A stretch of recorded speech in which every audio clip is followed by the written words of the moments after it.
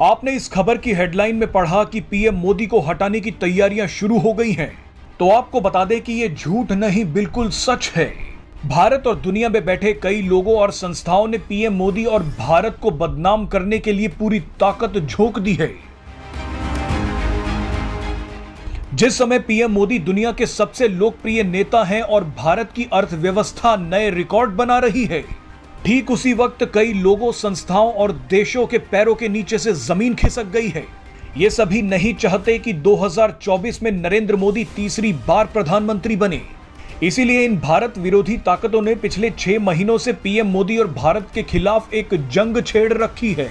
आज दुनिया भर में भारतीय लोगों को जो सम्मान मिल रहा है, उससे कई लोगों को तकलीफ हो रही है। इस वीडियो को पूरा देखिए ताकि आप समझ जाएं कि भारत के खिलाफ दुनिया में क्या षड्यंत्र चल रहा है। सबसे पहले तो पीएम मोदी और देश के खिलाफ बनी बीबीसी डॉक्यूमेंट्री का जिन दोबारा बोतल से निकाला गया है।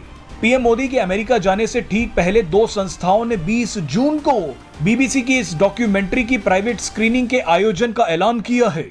ये संस्थाएं हैं ह्यूमन राइट वॉच और एमनेस्टी इंटरनेशनल। ये दोनों संस्थाएं ही पीएम मोदी और भारत के खिलाफ लगातार जहर उगलती हैं। बहरहाल अब आपको 6 ऐसी घटनाओं की याद दिला देते हैं जो भारत के ऊपर एक बड़ा हमला है। पहला उदाहरण है वर्ल्ड प्रेस फ्रीडम इंडेक्स की एक रिपोर्ट का। इस रिपोर्ट में भारत को 161वें नंबर पर रखा गया है। प्रेस की स्वतंत्रता पर जारी की गई इस लिस्ट में कुल 180 देश हैं। हैरानी की बात देखिए कि पाकिस्तान, अफगानिस्तान, श्रीलंका, सूडान और लीबिया जैसे देशों में प्रेस की फ्रीडम भारत से अच्छी बताई गई है।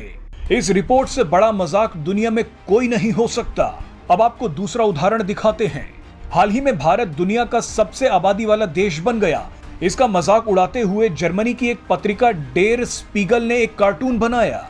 कार्टून के जरिए भारत की जनसंख्या को चीन से आगे निकलता हुआ दिखाया गया है। कार्टून में 2 ट्रेनें दिखाई गई हैं। एक तरफ झूठ फैलाने के लिए लोगों से खचाखच भरी पुरानी भारतीय रेलगाड़ी को दिखाया गया है, जिसके ऊपर भारतीय तिरंगा लिए लोग बैठे हैं। वहीं दूसरी तरफ चीन की बुलेट ट्रेन दिखाई गई है। भारत ने जब इस कार्टून का विरोध किया तो जर्मनी की सरकार को माफी मांगनी पड़ी। अब आप तीसरा उदाहरण देखिए। आपको याद होगा कि कुछ समय पहले यूक्रेन के रक्षा मंत्रालय ने मां काली की एक आपत्तिजनक फोटो शेयर की थी। एक तरफ तो यूक्रेन भारत से जंग को खत्म करवाने के लिए भीख मांग रहा है, तो वहीं दूसरी तरफ भारत और हिंदुओं का मजाक उड़ा रहा है। मजे की बात देखिए कि भारत का मजाक उड़ाने के बाद जर्मनी की तरह यूक्रेन ने भी माफी मांगी, लेकिन ये माफी सिर्फ ढोंग है। अब आपको चौथा उदाहरण दिखाते हैं। मुसलमानों के नाम पर ओआईसी भारत को लगातार ज्ञान देता रहता है। भारत को बदनाम करने के लिए ओआईसी कोई कसर नहीं छोड़ता, लेकिन यही ओआईसी चीन के आगे घुटने टेक देता है। वही चीन जो मस्जिदें तोड़ रहा है, मुसलमानों की दाढ़ी काट रहा है। पांचवा उदाहरण जॉर्ज सोरोस का है। ये अमेरिकी अरबपति पीएम मोदी और भारत को बर्बाद करने के लिए अरबों रुपए खर्च कर रहा है। रिपोर्ट्स के मुताबिक जॉर्ज सोरोस भारत के कई संस्थाओं, पत्रकारों, सेलिब्रिटीज और बुद्धिजीवियों को पैसा देता है ताकि ये लोग दिन रात टीवी और सोशल मीडिया पर पीएम मोदी और भारत को नीचा दिखा सकें। लेकिन भारतीय विदेश मंत्री एस जयशंकर ने जॉर्ज सोरोस की बैंड बजा दी थी।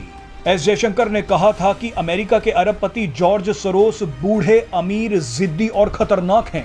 अब आपको आखिरी उदाहरण भी दे देते हैं। आखिरी उदाहरण खालिस्तान का है। कई देश भारत को तोड़ने के लिए खालिस्तानियों को अब पैसा दे रहे हैं। खालिस्तानी मूवमेंट को जिंदा और मजबूत किया जा रहा है। पाकिस्तान तो इसके लिए आंख बंद करके पैसा खर्च कर रहा है।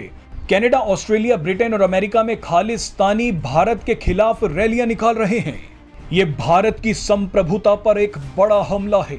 अब आप ही देख लीजिए कि पीएम मोदी और भारत के खिलाफ कितनी बड़ी जंग छेड़ी जा चुकी है।